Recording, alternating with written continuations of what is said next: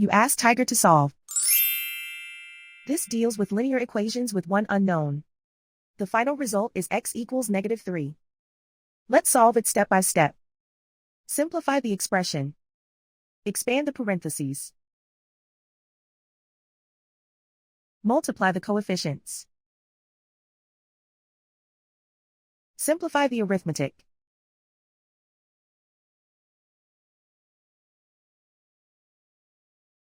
Group all x terms on the left side of the equation.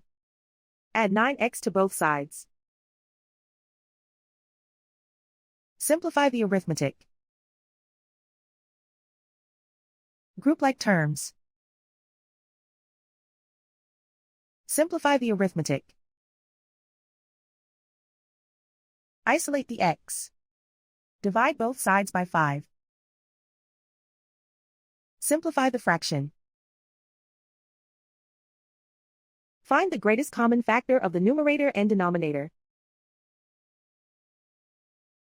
Factor out and cancel the greatest common factor. And so the final result is x equals -3.